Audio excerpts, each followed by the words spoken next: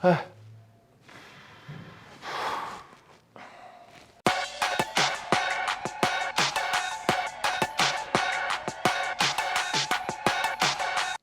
everyone, welcome to a very special badge cam video here at Active Self-Protection. Every day we analyze real-life uses of force caught on camera so that your training and your practice can be more research informed.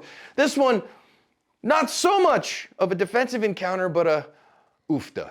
I'm your regular everyday host, John Correa. I'm your co-host today, at least one of them, Neil Widener. And I'm your other co-host, Mike Bulliver, and neither one of me or Neil knows where this is from because we always forget. This one has been sent to me a bajillion times. I sent it too.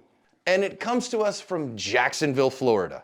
Palm pepper spray is next generation OC spray. It's hot at 1.4% major capsaicinoids, and its modular design means you can customize it exactly to you. 3 different setups, lots of different color combinations.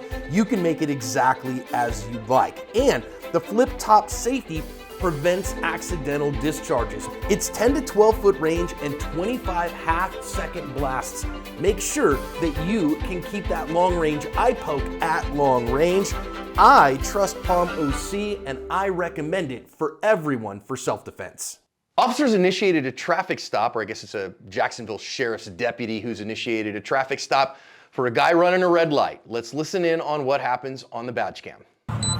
Lower your windows, all of them. What's up, my man? Hey, you got a valid driver's license, proof of insurance, all that good stuff? Hey, you blew that red light. The light was yellow and turned red when I went out there. It was red when you blew it. It was yellow. Okay. Well, I saw it. It was red. So. I saw it too. All right. Well, you got a proof of insurance?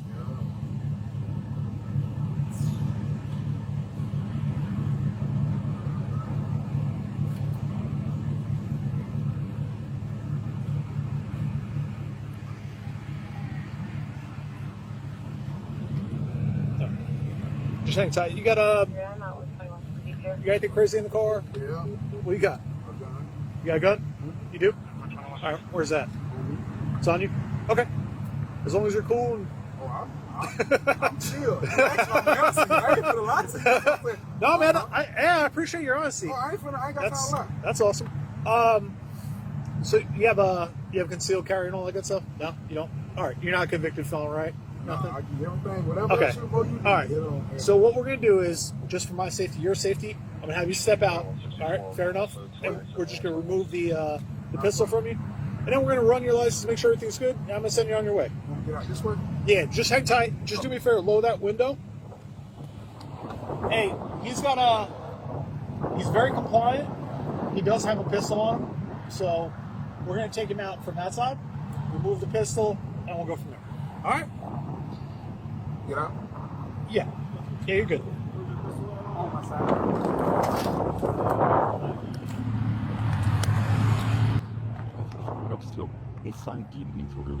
I appreciate it, man, being very Oh, honest. yeah, all right. Oh, shit. You okay? Hey, Put the gun down. go down. You okay? You got shot in the leg. Rescue 1068. HQ 2162. Hey, rescue 1068. 1020. 1020. Walk with me. Walk with me. Go ahead. Sit down. That was Mike with a gunshot to his leg. Tourniquet. I got it.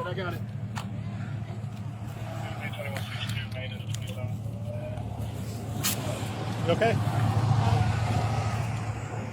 Hey, Vinny, do me a favor. Just get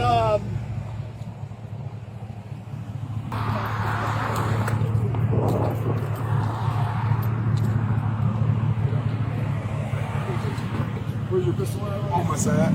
Okay. So, put your hands on top of the vehicle for me.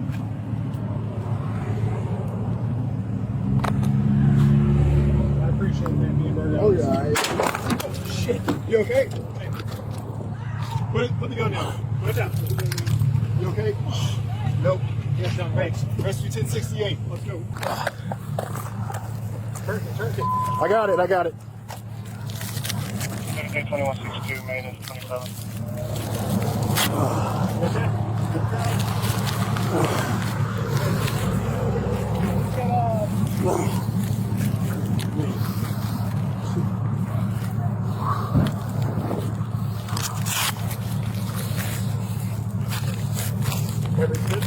Yeah, I'm just trying to get this thing off. Hang there, bro. All right.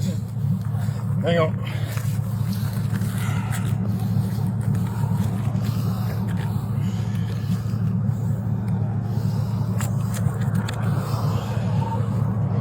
She's 1162. 1162.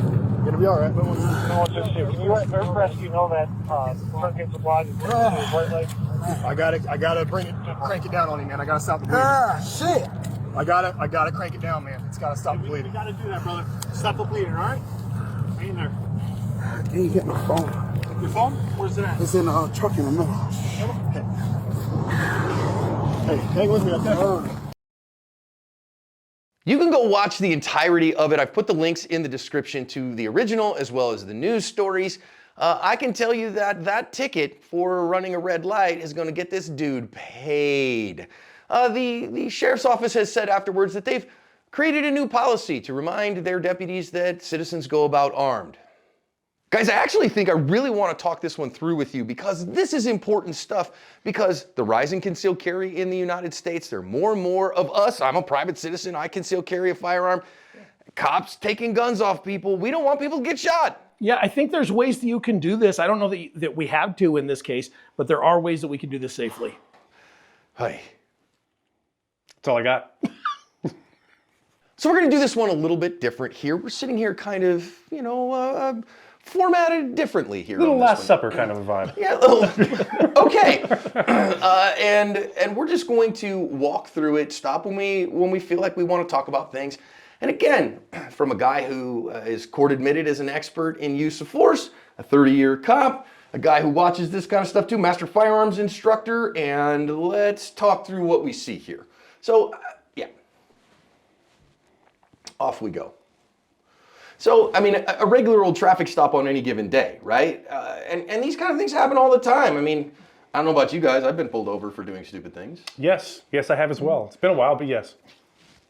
Once or twice. Once or a few times, right? Times, yep. All right, and I don't mind his approach. Okay, I'm looking through the windows. Can you roll the windows down for me? All that stuff. I have not put the sound on. Let's do that. What I liked is he was pretty friendly with the guy. You know, it wasn't a walk right up and, hey, give me your ID. He walked up and was pretty friendly with him. This is exactly how I want my cops to comport themselves on a traffic stop. Yeah, and Up to a point, of course. So I'm just gonna stop right here at the very beginning because he's like, hey, I pulled you over, and he's like, well, because you ran a red light, and then the guy's like, no, I didn't. Yep. Okay, so as a private citizen, to all my private citizen friends, don't sit and argue with the cop about why he pulled you over. That's just a bad idea. You can do it, all right? Doesn't mean it's to be done. It's a bad idea. Nothing that happens on a traffic stop can't be dealt with later in court. That's all there is to it. I'm just thinking, Absolutely. I mean, look, I'm a private citizen, right? I've been pulled over before, usually because I was driving too fast. And listen, cop says, do you know why I pulled you over? Now, I'm going to tell you my advice to people. I never say, well, of course I do. I was doing this thing, right? We call that an admission of guilt. No, officer, why'd you pull me over? And let him tell you. I pulled you over because you ran through that stoplight. Did I? Wow. I think it's an easy way to respond of, oh man, I'm sorry, I thought it was yellow. That's a very easy thing to say to them. And if he has initiated a traffic stop, you're not getting out of at least the stop, but you may talk yourself out of a ticket. As a former cop, I'm going to interject here and say that what the thing to say, oh, my former cop friends are going to hate me for saying this. Do you know why I stopped you? I do not. I'm so sorry, officer. Why did you stop me? I stopped you for fill in the blank. Okay, that's it. Just okay. Yeah. I don't, look, the less you say, the better. This applies to traffic stops and it applies to, if you're being investigated for murder, everything between there, the less you say, the better. Just my 2 cents. Right, and so again, arguing with him, we're establishing an adversarial relationship, okay? So you don't have a right to. You could say, well, yes, you did do that light. Yeah, well, your haircut's ugly. And I mean, you could do that. You ain't helping yourself any. Yeah, you're just going down a path that there's nothing good at the end of that path. Now, I know somebody can argue with me and be like, John, he was totally fine. He was super compliant and he didn't give this officer any hard time. I'm not telling you that this guy did a bad job. I don't think that our citizen did a bad job here. You can argue he ran a red light and that wasn't a great job. Okay, and that's bad, right? Because then there's traffic coming the other way and it causes problems. But don't argue with cops on the roadside. Let's go.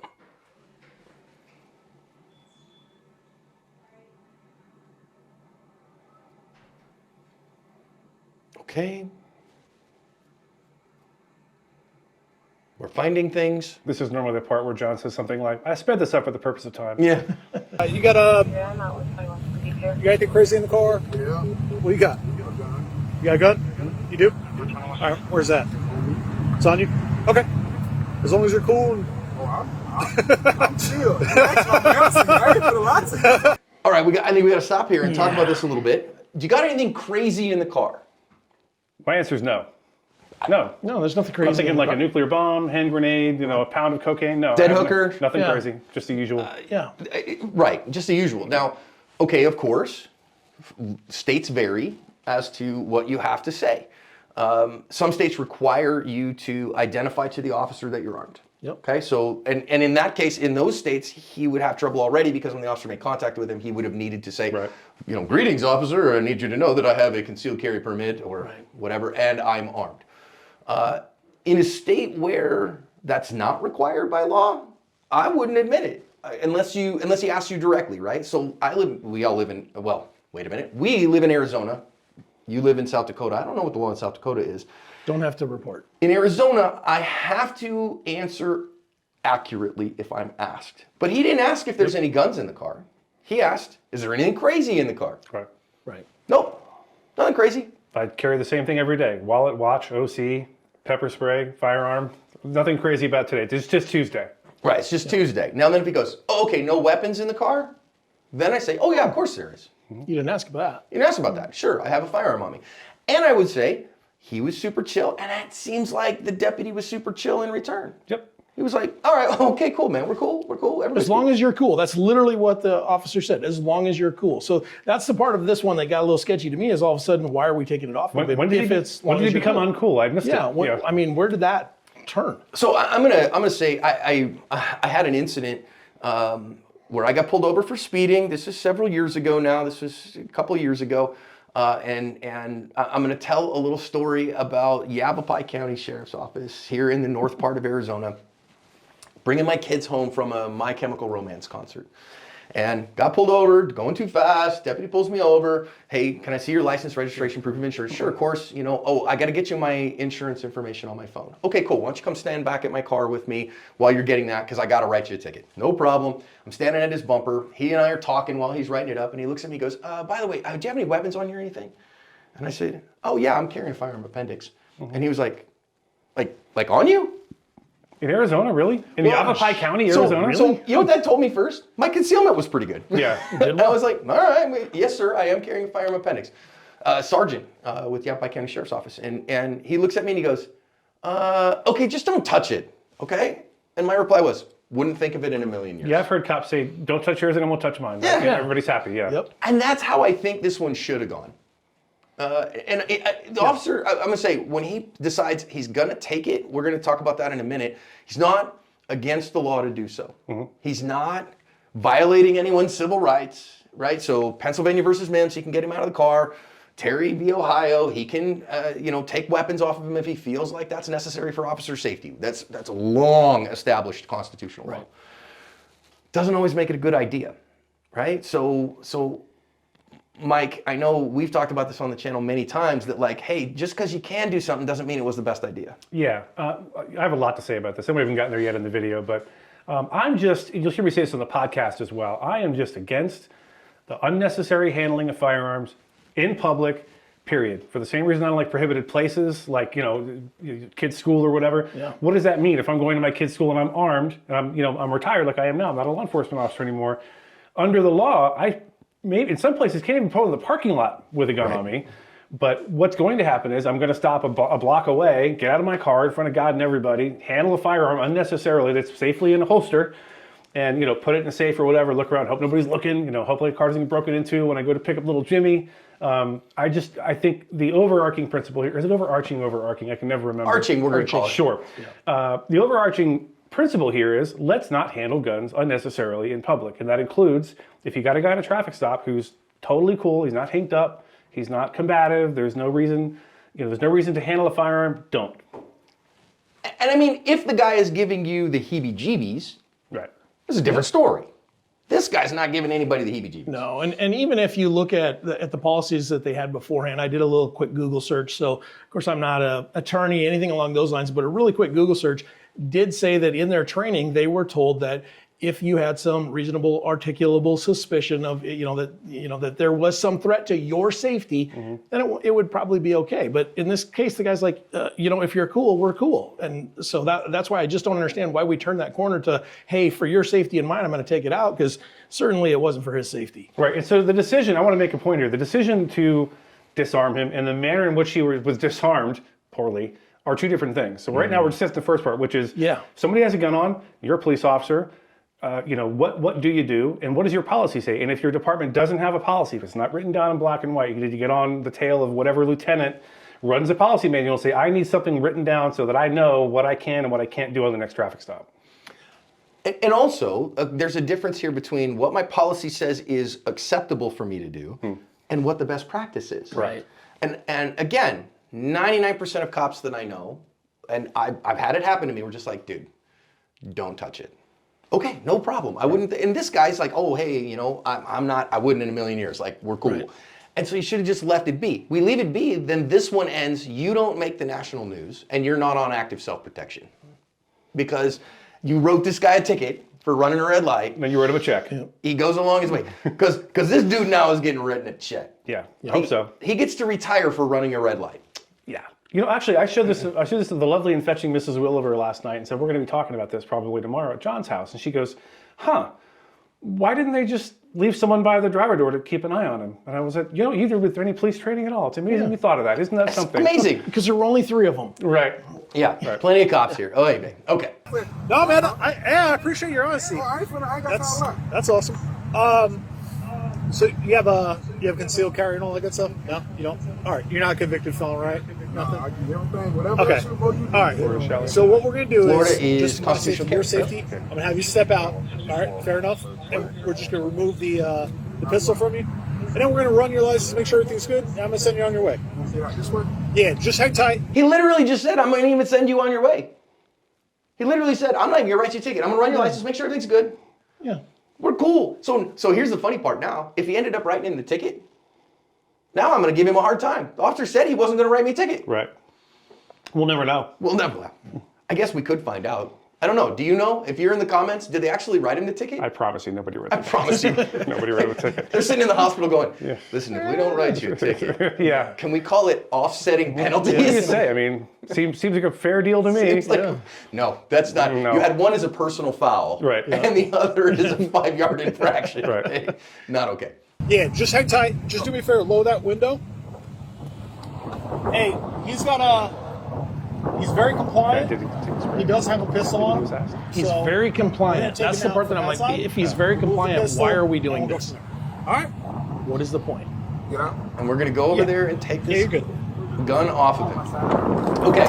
I'm going to tell another story here. All right. This is 10 years ago or so. I am in northern Arizona, and I am driving up to teach a concealed carry class to an EMS team. They were transitioning to an armed EMS, like rural, part-time volunteer group. Pretty cool. For them to be able to carry on duty while they were doing it. They needed a CCW class. They hired me to do it. I'm on my way up there. I got pulled over in a construction zone by a Arizona State Patrolman. It was like his 3rd day of FTO. He was so brand new, like he had new cop smell on him. Right.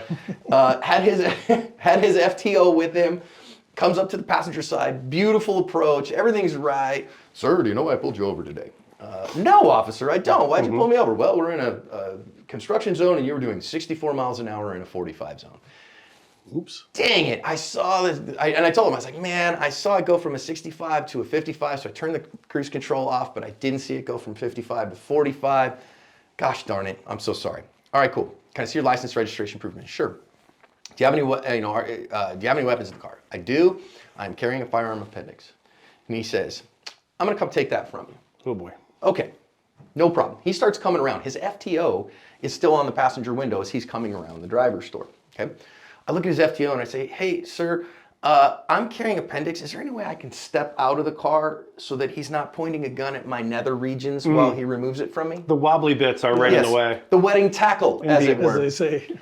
And he said, I think that's a good idea. Why don't you safely and carefully step out of the vehicle? So I very kindly, keep my hands where I see. I don't want to make the trooper feel like I'm gonna, come out and kung fu him. Right. And I told him this. So as the trooper comes over and he's kind of looking, I said, sir, I'm carrying a firearm appendix, and it is in a holster that has 2 pull-the-dot loops on it, and I can unsnap those loops, and you can take the entire holster and gun off of me so that the trigger is never exposed and we don't have to worry about that. Or I can hand it to you without ever removing it from the holster, and I can do that with my support hand. And he's like, show me. So I pull my shirt up and show him, there's the 2 loops there, and I can do that with my right hand. I'm left-handed. So you can see that the handles, the grip of the gun's pointed that way. And he says, why don't you go ahead and safely do that? So I went, doink, doink, pop those 2 off, and like 2-fingered it, grabbed the holster and said, there you go, sir. And he took that gun, and we didn't have this problem. Now, would every cop in America be okay with that? I don't think so necessarily. No. But I originally told him that because I was like, hey, you can just pull the dot loops and pull this off me without this worry that's about to happen. So here's a thought for you. Gear selection matters. Yes. Because if I had a holster that was hard attached to my belt, I wouldn't be able to do that. Right. But even in this case, it was just a clip-on that she could have easily literally have clipped done it that. and done that exact same thing. So something to think through here. And then the finish of that story, he ended up writing me a warning. And then that trooper, no joke, DPS, Arizona Department of Public Safety, their policy is if they take possession of a gun, they have to run it to make sure it's not stolen. It wasn't. It's my VP9. And then he's like, look, I'm going to put it on your passenger seat, and then I want you to wait until I am gone, till I've gotten in my car and left before you go and get it. No problem, sir. I'll wait right here. Thank you so much for your time. Have a nice day. He wrote me a warning. I go up to my passenger seat at the end. He has literally taken that gun apart, and not even just taken like the slide off. So he took the slide off, took the recoil spring assembly out, took the barrel out of the gun, let those parts there, took all the ammo out of the magazine, took the base plate off the magazine, and left the spring there. I mean, that gun was in pieces. He knew what a badass you were. He's like, I gotta be 10 miles away from this guy gets his gun back. I was like, wait a minute, man. He left me with a big pile of Legos. He left me an IKEA gun. Good Lord. Put it all back together and went off and did my thing. There's your story of John being a miscreant. All right, let's keep going. I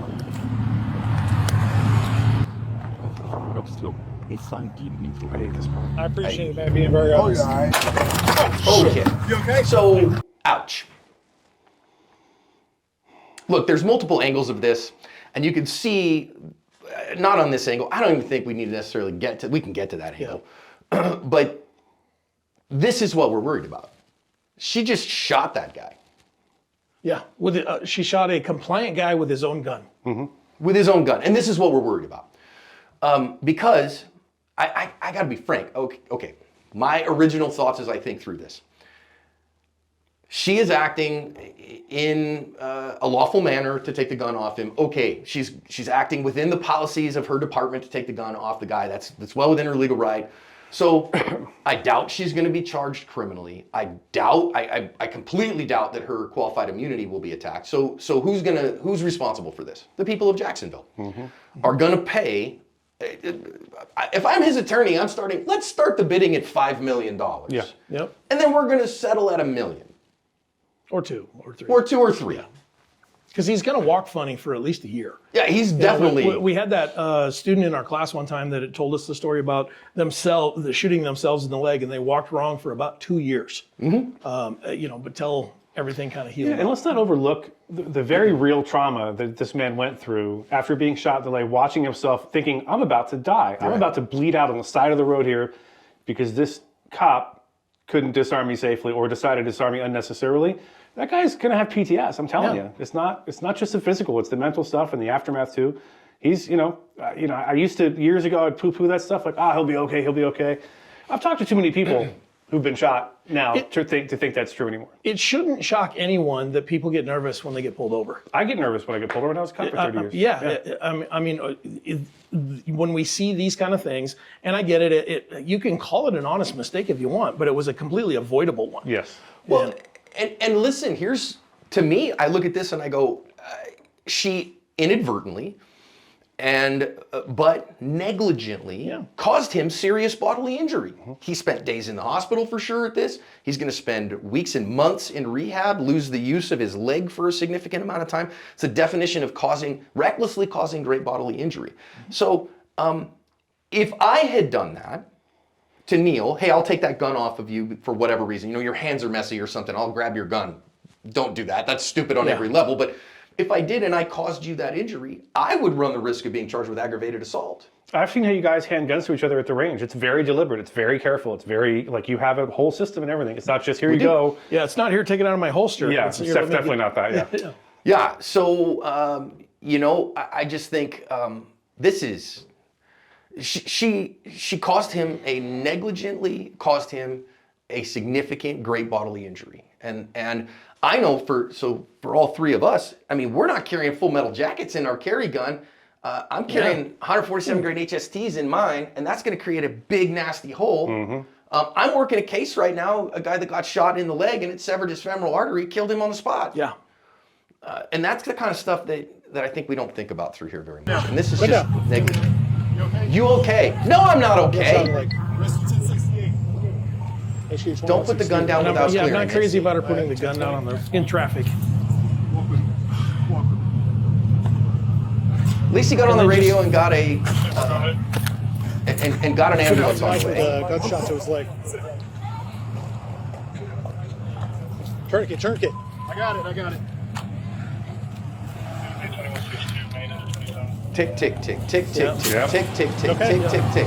Now, I want to talk really briefly, just really quick, from a trained, medical instructor. I know some people are going to go, wait a minute, did he need a tourniquet? If the answer is, I'm not sure, put it on, and then crank it down hard, and then let the EMS deal with it. But John, he could lose his leg. No, he really can't. So 25 years ago, before we fought in Afghanistan for 20 years, we would worry about losing a limb. Right? Now, you can put a tourniquet on for an hour, and it's your chances, or more, 2 hours, and not run the risk of losing a limb. So if in doubt, put the tourniquet on and put it on high and tight. And my suggestion is, my training says, I want to crank that sucker down. It should be a Committee of Tactical Combat Casualty approved tourniquet. So that's a combat application tourniquet, a CAT, Gen 7, a Soft T, a SAM XT. There's about 7 or 8 of them that are that now. Don't use the bungee cord to fail. But one with a good, I know we're gonna get letters. But one that has a good windlass on it, and you should crank that sucker down so hard that he's already complaining about it. He's not thinking about the gunshot anymore. He's thinking about the tourniquet. Then start cranking it down until the bleeding stops. But the other thing is you have to move, and I think there was initially probably some shock by all of the officers involved there, but she put the gun down and walked away. And now she's just starting to re-engage here. If this had hit his femoral artery, he is this close to dead already. So we're lucky that, it wasn't that kind of a shot, but they took way too long to start taking action. I agree. You see this? You want to get that tourniquet going immediately because you can bleed out in under 60 seconds from a femoral artery hit. Now, again, didn't happen here, so we're okay. Hey, Cindy, do me a favor. Just get And now we're going to wander about. I'm a lot of things, and okay is not one of them. And we have a gun laying in traffic. Whoopsie daisy. Weber, you good? Yeah, I'm just trying to get this thing off. Hang in there, brother. Rescue's coming. There you go. He's bleeding good, too. Yeah.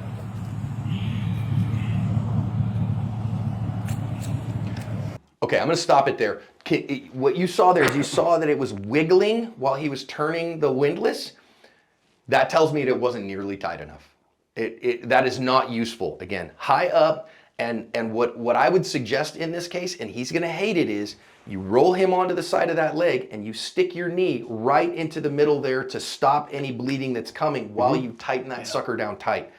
And he should be wildly complaining about the pressure before you start actually tightening the windlass. And one of the important things John mentioned, I want to reiterate. the higher the better. The closer you get to the actual groin area, the closer you are to the actual artery, and the more effective the tourniquet's going to be. Well, and you can do it 2 to 3 inches above the entry wound. That's fine, except for now I've got to diagnose where the entry wound is. Right. And in this kind of environment where he's still got his pants on, so if I whip out my trauma shears and cut that sucker really fast, but now tick, tick, tick, Yep. tick, tick, tick, tick, tick. Instead, just get it on there first, get one cranked down, and I mean it. If you've not practiced this with your tourniquet, it should be ridiculous. You can go, there's actually an active self-protection extra, me self-applying to my arm. And once I got it to the tightness that it needed, that I had no distal pulse, I was seeing stars. It hurts. Yep. Yeah. It hurts. If it doesn't hurt, you're doing it wrong. Right. So, yeah. This is not okay. And sir, 162. Can you let our getting rescue paid. know that tourniquet's applied to his right leg? So another indicator of it not being right is he's been turning that windlass up to this point before the guy reacts. And we got to You do should that, brother. probably Stop get a the bleeding, reaction all right? at about the second turn. yeah, I agree. I'm going to phone? scrub ahead Where's it here at? and see if we can find second officer here. I want to see what I want to get here is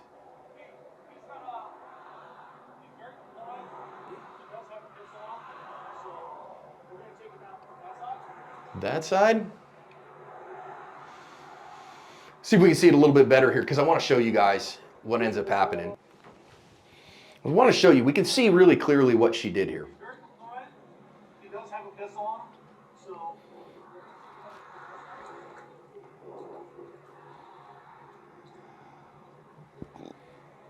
I don't want to desecrate the dead horse at this point, but again, he's very compliant.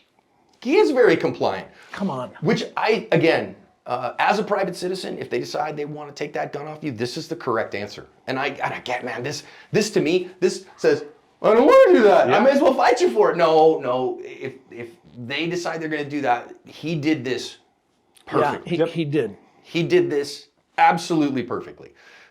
He was chill about it. He was compliant when they said, go ahead and step out. Where's it at? It's on my side. And he didn't go, it's on my side. He Yeah, didn't smart. reach for it. He Yep. just said, it's on my side. Put your hands up. Okay, no problem. He did really well at all of that. A+ effort from him. Yeah.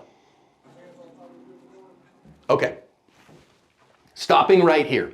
So he is wearing, ye olde Glock with a pair of sweatpants on and a cheap, that's like a metal clip. It's not a foamy clip. She could very easily have seen that and simply grabbed that clip and just pulled the whole holster off. That's what I thought I was going to see. And when I first watched this, I thought, well, maybe there was a string or something in the trigger. I thought she's just going to reach down and grab that clip. The whole thing comes off. Everything is great. It's the same thing that we do every night when we take our gun off. We just undo the clips. It stays in the holster. There's no reason to manipulate the actual firearm. So when she reached for the butt of that gun, that's when I'm like, oh, it wasn't a piece of string. It was a piece of skin. So I'm just going to say this now. What I want, if you've gotten this far in the video, we are going to release on the same day on Active Self-Protection Extra. We're going to play the game here, and we are going to get some holsters and some blue guns, and we are going to show you, if God forbid you have to do this you have to do this for whatever reason, how to do it correctly. It's not hard, but you not need to know how to do it. This, what she is doing, what she's about to do, is I struggle to use nice It's words. the worst possible method Yeah. of doing it. It's the least safe way of doing it. Insert clown nose Pepe. Mm-hmm. That's what this is, right? Yeah. Honk honk. I think we're lucky that we didn't record ourselves watching this as a first watch, per se, because I said bowling words. there were lots of negative words that I said bowling my words. salvation is intact. It's I still said intact, what but the it's heck close. more than once. Yeah. Yeah. I also know that there's going to be people in the comments, there always are people in the comments that attribute this to this officer being female. Yep. And that's going to show up in the comments. She did not use her genitalia one bit. Her ovaries did not come into play here.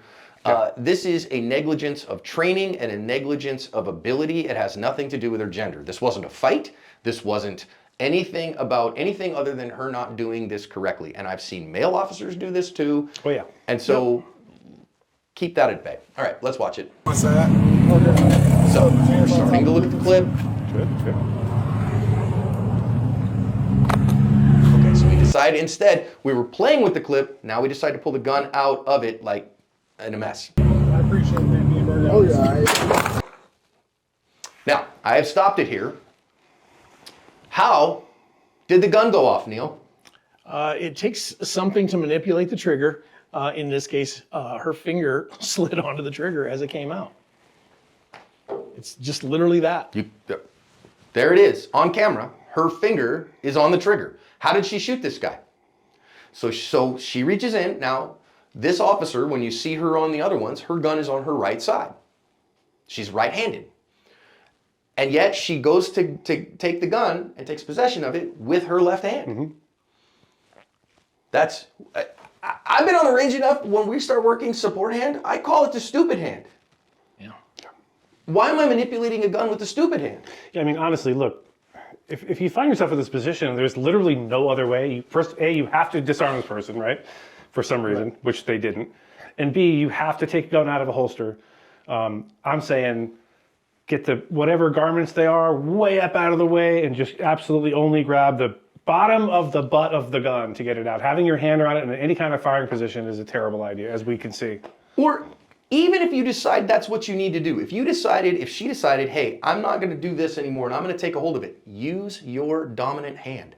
That too. Yeah. Use the hand that you're used to drawing a gun with, because your trigger finger has more discipline there because you've practiced it more.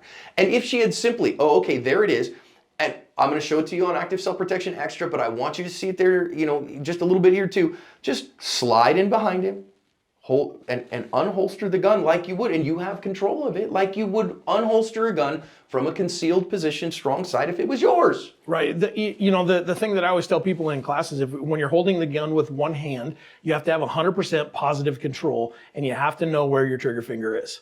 And when it's your dumb hand, that's a lot harder to do, especially when it's on somebody else, because the holster is designed to be on your body, to be drawn with that one hand. If the gun was on his left side and she did that, I would say do the same thing, but do it with her left hand. But it's designed so that it makes it harder for people to take it away from you and easier for you to get to it. And here, this is just a horrible and yet great example of why we don't do these things. This is what we used to call, in my time in Uncle Sam's Canoe Club, we'd call this a Charlie Foxtrot. Yes. Right? Which is I will be kind of a cluster beep. Okay? This is a mess. I am so sorry to this private citizen. And I hope that every single department, if you're a patrol sergeant and you are watching this, you need to show this to your cops. And you need to remind them, this is how you lose your job. This is how the city pays a couple $1 million in a negligence claim. This is how you impact some poor private citizen who was just out driving and living his life for the next several years. And let's be real. This is a black man who has heard how many stories of black men getting shot by the cops, and now he's one of them. And was the most compliant, doing everything right, simply exercising his constitutional right to keep and bear arms. And now it reinforces the story. You need to share this video with your cops. If you are an administrator, you need to make sure that this video gets shown in training. If you are a patrol cop, you need to think through. I think the number one thing to think through here, Mike, is I'm not taking guns off people unless I really have to. Yeah, you're, like I say frequently, you're there, you're on the scene, you're interacting with this person. The badge cam doesn't always pick up every little bit of nuance, doesn't pick up the sort of sense you get from somebody, right? So if you really feel that nervous, find another way. Don't disarm unless you absolutely have to, and then find another way. Like I said earlier, if he just said, hey, can you just keep an eye on him while I do what I do? She could have just sat there by the window like you were at the freaking Dutch Bros drive-through window and just chit-chat. How's your day going? How's everything? One thing comes to mind that I just picked up this last week was there's a difference between situational awareness and situational understanding. And the situational awareness is like, well, I've got a guy with a gun on there. There is some risk there, so I'm just going to take it out. But the situational understanding is, what could happen if I do that? What's the risk that I'm starting by taking the gun? And if we listen to our own words, and I think sometimes we don't do that. I don't sometimes, and I know you guys don't either. If they were to listen to their own words, this guy is very compliant. Yeah. You're cool, I'm cool. They said all of the right things, but I don't think they listened to themselves. And so they checked back through their card catalog and said, well, he's got a gun, I have to take it off of him. Why? Right. Ask yourself the question. It's okay. He's completely compliant. There's only one of him. There's 3 of you. You've got him outnumbered 3-1. I mean, it just, this one really frustrates me. It does me too. And I think, okay, so let's think about this again. If you are one of the other 2 officers and he decides, hey, I'm going to do that, I think it's okay for you to say, hey, what if I just sit here and watch him and make sure he doesn't do that? What if we just ask him to keep his hands up on the steering wheel and I'll watch him while you deal with the ticket? You good with that? Yeah. So then that way we don't have that risk. And if he goes, absolutely not, I need that gun. Nope, I'm in charge of this scene and I got to do that. Well, in that event, sir, I will stand over here and watch you disarm this person. Yeah. Okay, in that case, I will come over to you and then you can come over and disarm him because I'm not the one that's going to make the national news tonight doing that. And instead she decided to do that. And this, let's be real, the officer who had the negligent discharge, this is what this is, a negligent discharge into somebody else, will live with the shame of that for the rest of her life. Yeah. And yet she was basically ordered to do it. So she was following the instructions of the person in charge. My guess is probably hadn't been trained on doing that. I don't know. Yeah, Mike, is that something you train on?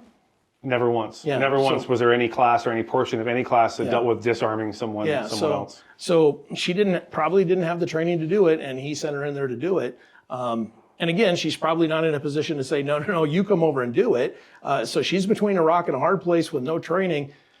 And yeah, this is what happens. And this is what happens. Don't do this, okay? Don't do this. Go over to Active Self-Protection Extra. We're gonna show how, if you have to do this for whatever reason, you can do so with an additional margins for safety. And we will show you how to do that. So then that way, hopefully every cop that watches this at least gets a mental rep on that, if not some practice reps. Yeah. Because a gun that's hugged up against your body when you're concealing has some other stuff than when you're carrying on duty and you got this big 5-gallon bucket offset off of you. Yep. And a smaller gun in a non-outside the waistband position is a little bit different. This one frustrates me. There's one more thing for us private citizens. Gear matters. It really does. And there are a ton of holsters out there that you can't take off as well with the gun. And so think about that. Think if you're a private citizen that tends to run the red lights or drives a little bit fast, you're running that risk of this happening because you can't really say no to the officer once he says, I'm going to take that gun. Right. So if he's going to take that gun and if somebody else is going to have to take this off of you, you probably want a holster that's going to be molded to that gun. And I'm thinking about, a lot of the different kind of holsters that just, they slide down your leg or whatever, or it's just the belt that holds that thing on. You have to have a clip. It's got to be form fitted to the gun. Right. And that matters. So I've carried XYZ and you fill in the blank. You know what I'm talking about. I've carried this holster forever and I've never had any problem. Well, have you ever been disarmed by a cop? Because that guy had never had a problem either. I think it's a really good argument to have a really high quality holster that you can take off the gun and the holster together and not a cheapy crapo nylon sock. Yeah.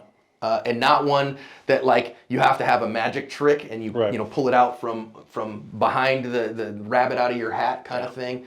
I think that's good. So we'll show that on Extra. Come over to us and see that one there. Let's not have any more incidents like this, please. Let this be the last time that we have to cover this so that we never have to talk about it again here at Active Self-Protection.